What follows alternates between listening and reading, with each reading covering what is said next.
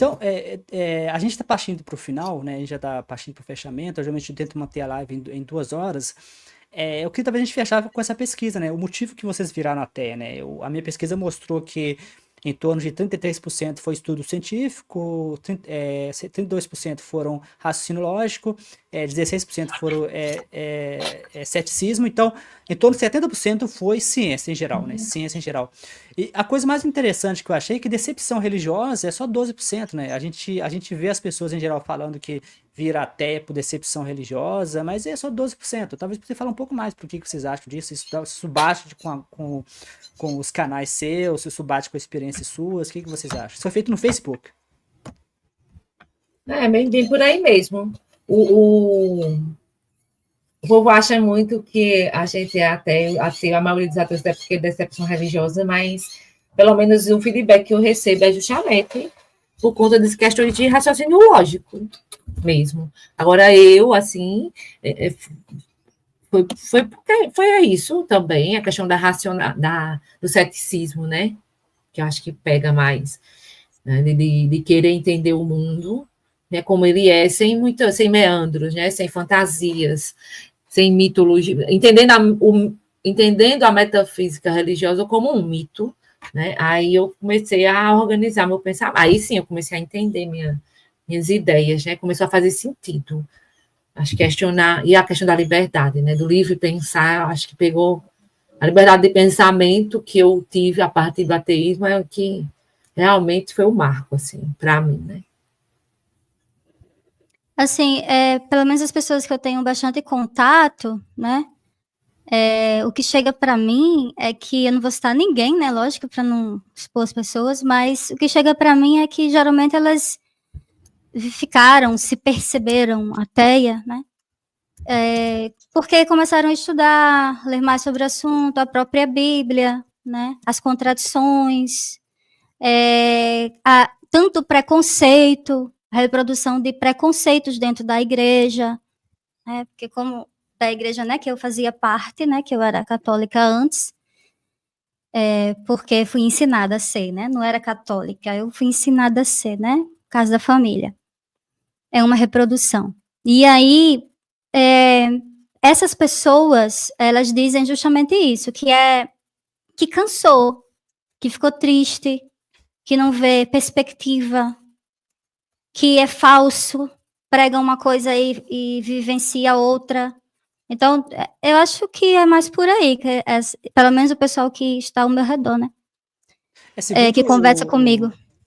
Segundo o Sotomayor, né, ele comentou que um dos motivos mais comuns que ele viu na TEA era a decepção com a liderança religiosa, que tem aquele discurso que o líder é bonzinho, de que o líder é uma pessoa boa. Ele falou que um dos motivos muito comuns é a decepção com o líder.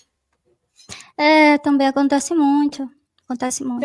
Eu mesmo já tive essa visão. Quando eu era jovem, eu pensei em ser padre, né? E o motivo é que eu achava que padre ia fazer coisas boas para ajudar as pessoas. Eu tinha aquela visão de que o padre era uma pessoa que ajudava a humanidade. Que acaba construindo a cabeça de qualquer pessoa.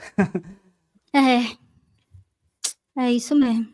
Muitas pessoas vivenciam isso. Mas como a religião, ela cerceia as liberdades individuais, então, geralmente, vai ter esse discurso. Mas, assim, né, dizer assim, não, eu não me sentia à vontade para ser quem eu era e tal, ou era oprimido. Isso eu acho que...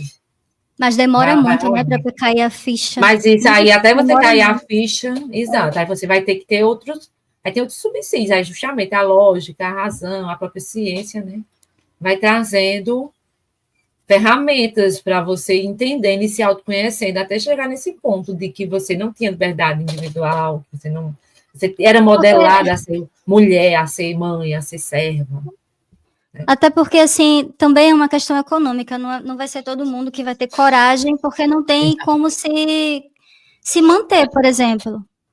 E aí depende dos pais ainda, da mãe, da avó, sei lá. E aí, essa pessoa que é ateia e que acaba continua performando, né, indo para a igreja e tudo mais, ela não tem liberdade de escolher, porque ela não tem uma situação econômica que favorece ela, né? Nem todo mundo tem liberdade, né? É bom a gente lembrar. Nós não temos liberdade, a gente tem até um certo ponto, né? Então, isso aí é um assunto complexo, mas enfim.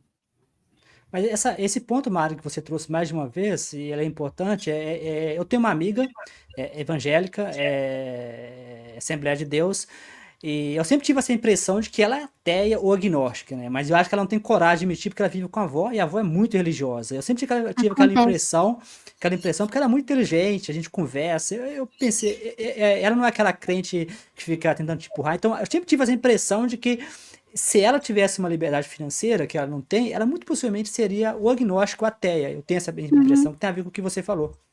Sim, eu digo isso, Jorge, também por experiência própria, porque aconteceu comigo, né? Eu me vi ateia, mas eu continuei indo para a igreja por causa de manhinha, né? Porque eu sabia que ela ia ficar triste, que ela ia sofrer e tal. Mas só que teve um momento que eu não consegui mais, entendeu? E eu tive que contar para ela. Contando para ela, o resto não tem problema, porque como ela é a pessoa que eu mais amo na vida, eu tinha esse medo de magoar ela, entendeu? Então tem essa questão também, não só tem a financeira e tem a afetiva, né? Conta muito. Ok, Que às vezes a gente acaba performando uma coisa que não é para agradar certas pessoas que fazem diferença na nossa vida e tal.